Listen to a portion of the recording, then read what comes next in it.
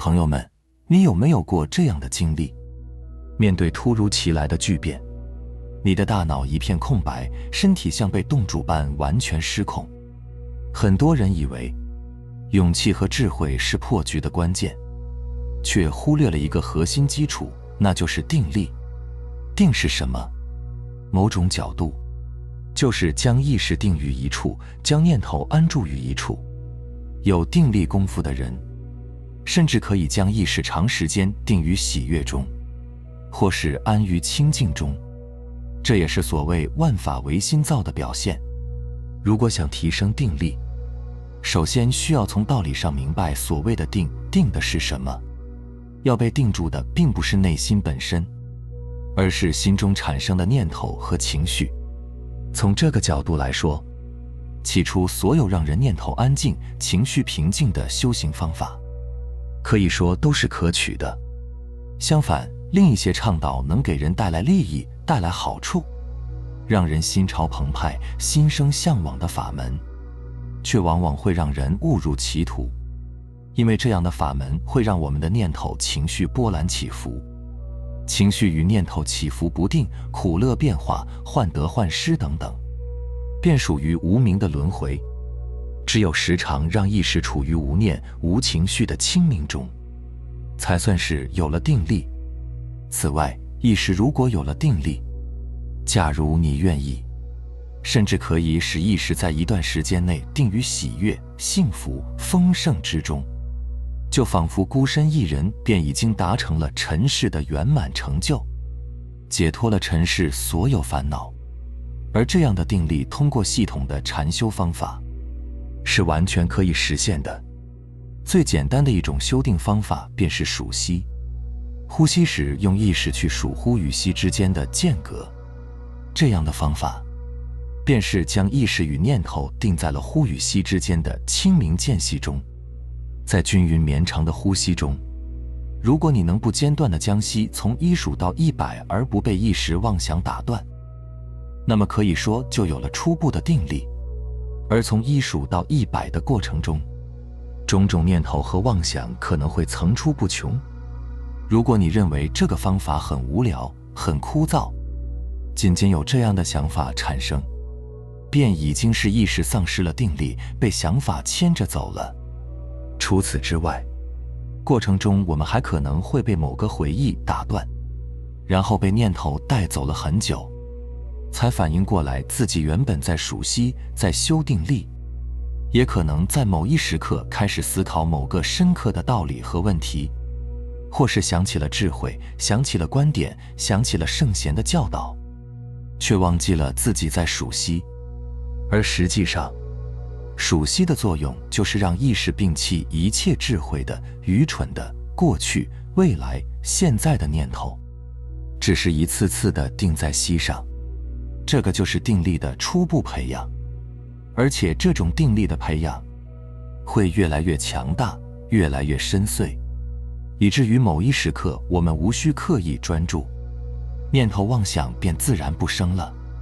内在少念却又充斥着喜悦宁静，或者说念头的表现转为了喜悦宁静，便是初步入了禅定。总的来说，起初修定就是将意识专注于一处，这一处可以是呼吸的间隙，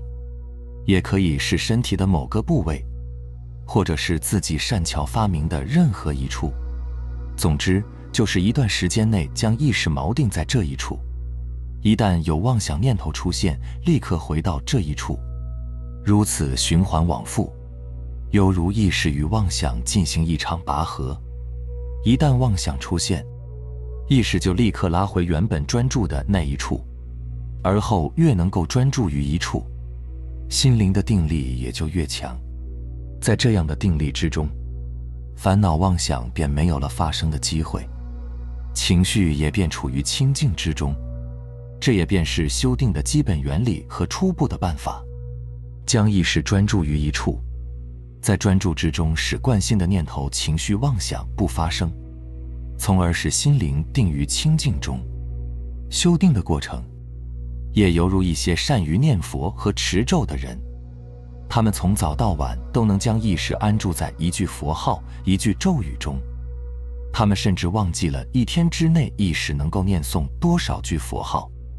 但定力功夫深厚的人是不会间断的，并且在这整个过程是完全不枯燥的。在专注于一处中，在心无杂念中，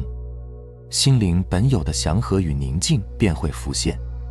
这种感觉就仿佛普通人千辛万苦实现了某种外在的目标或价值，然后会感到短暂的满足幸福。而善于修定的人，他只要入了初步的禅定，在一个呼吸之间就可以实现这种满足与幸福感，而且时间长短由自己决定。这也好像一些人历经千山万水，想要去一处风景优美静谧之地放松心灵、升华精神，而善于修定的人，在一次静坐中，在呼吸之间，就可以安住在意识的静谧美好中。这便是所谓的万法唯心造，也可以说是人心的本自具足。我们所能看见的世间一切美好，所能感受到的一切丰盛，其实都是源自心中本有。而我们感到烦恼、痛苦、迷惑，只是心灵的本来面目被无明念头妄想、被贪欲、愤怒、傲慢、执着、怀疑遮障。当无明退去，剩下的唯有心灵本身的寂静、喜悦、光明。而无明是什么？简单的说，无明就是莫名其妙。也就是说，我们大多数的烦恼和念头妄想，都是莫名其妙地冒出来的，不经过意识的允许，更不能被我们预先掌控。也就好像我们无法掌控和预知第二天早上起床的第一个念头，甚至无法掌控1分钟后大脑会冒出的念头是什么。而什么样的情绪、念头、认知，什么样的愿景、境遇在持续反复产生，这个便是业力。这就好像一些人天生乐观开朗、好运连连，这是之前累积的善业；而一些人悲观抑郁、诸多不顺，这属于之前累积的恶业。甚至人生在某些重大时刻会做出什么样的决定，皆由业力惯性决定，并非当时的意识能决定。所谓定业不可改，善业、恶业都不可被更改。在现实的物质和精神层面，我们要承受的业力必然会发生。从本质上来说，我们其实无需悔恨和自责，因为当我们感到悔恨与自责的那一刻，当我们感到痛苦的那一刻，其实依旧是业力显现。但更重要的是，从另一个层面、另一个维度来说，业力本空，无明本空，本质都是种种妄想而已。只是我们习惯了妄想，乃至妄想出了惯性，惯性产生出了流水般的念头、情绪与认知，并投射给了外在的世界。而终止业力、终止妄想的方法便是修定、修观，便是止观。比如在一次静坐修止的过程中，心灵仿佛进入了另一个维度的安静与祥和，那么那一段本有的业力便没有显化。当我们从静坐的修定中出来后，面对纷繁俗事，面对旧有的业力烦恼，带着禅修出的定力，一切仿佛又不是那么重要。本来以前觉得苦的事情和场景，现在也不觉得苦了。这个便是心不随境转，实际上是心不随业转。而如果能够经常修止、经常修定，就是在使原有的业力逐渐淡化，甚至逐渐被转化。这本质上是我们转化了意识中那些惯性的、本来会发生的念头、反应、认知和情绪，将它们转化为了祥和宁静。长此以往，其实也是我们转化了自己既定的命运。当然，具体修止、修定的方法还有很多，通常也是止中有观，观中有止。比如说，我们有一定的定力功夫后，还可以修观想。比如观想自己坐于云海之上，日光普照，周身被慈悲与爱的能量包裹，意识长时间定在这观想出的境界中，长期处于身心的温暖幸福中，也便是定。或者我们可以观想自己处于高山流水的僻静清幽之处，万籁俱寂，一片清静。甚至我们还可以观想自心就是无穷无尽的能量本身，所有的能量都从自己的心胸处随着呼吸涌出，充斥着全身，向外蔓延。观想实际上就是让身心一段时间内定在意识造出的殊胜境界中，所谓自他无二。当我们自己的意识频率能稳定在祥和清净的境界，实际上那个意识状态就是净土境界。那一刻，我们的意识就是佛菩萨的意识，无二无别。另一方面，观想除了可以提升意识之外，还可以净化意识中的业力。比如有的人贪欲重，容易发火，容易生气等等，那就可以观想白骨观。简单的说，就是观想自己的肉体只是暂时的，终究会化为一副白骨，一滩尘埃。而这一滩尘埃被世界大风一吹，什么也没有了，肉体终归是白骨，是空无。基于这个肉体产生的贪求妄想、脾气烦恼、是非长短等等，更是不值一提，更是转眼消散的云烟。这个就是白骨观能产生的功效。在诸多止观观想的方法中，又以持续关照自心的念头最贴近生活的修行方法。持续的关照自心之念，甚至可以代替所有的修行方法。这种方法也便是所谓的如来禅，觉自心限量。简单的说，觉自心限量就是不间断地关照自心产生的一个个念头，一个个境界。举例来说，当我们听到他人说话的声音，这个声音从耳朵产生，被心听见，就属于心中的一个限量。下一刻，由这个限量引起了你心里的一个念头，这个念头又是另一个限量。接下来，这个念头又演化成了另一个念头。你喜欢那个人说的话，你不认可他说的话，你不在乎他说的话，类似种种都是自心接下来的一个、两个、三个限量。在这一系列的限量中，我们要做的只是觉，只是关照而已，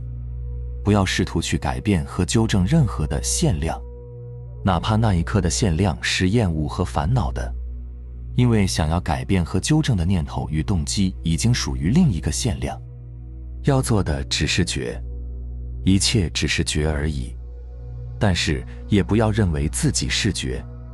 更不要强调要保持觉，甚至不要告诉自己任何方法，因为任何心中的认为，任何心中的方法，也都只是一个个限量而已。所以某一时刻，我们心中冒出了圣人言论和深刻的智慧，也不要当真，那只是另一个限量出现而已。当我们认为这是一个限量，仅此一念又是另一个限量，只要在不间断的觉知中，就会发现一切皆是自心限量而已。我们看见窗外的花与路人，那些图案是心中的限量；走路时脚掌的触感是心中的限量；吃饭时细嚼慢咽也是一段持续的限量。某一时刻莫名其妙的念头冒出来，甚至是愤怒、傲慢等习气冒出来，也只是一个被觉到的限量。一切都在觉知中，在觉自心限量中，无所谓成为限量和不成为限量，所有的成为与不成为，所有的接受和不接受，所有生活的、身心的、正在发生的点滴细节，皆是限量。由此，我们便升起了一种无畏的信心，升起了一种祥和的宁静心。在这之中，我们仿佛将某种恒久清晰的镇定与清醒连接了起来，从内心深处将不再抗拒和担忧任何将会发生的限量。这也仿佛我们将意识连接成了一片紧密的镜子，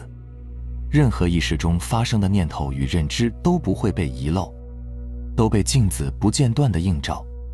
明白了吗？好了，非常感谢你能看到这里，希望能对你有所触动和启发。我们下期再见。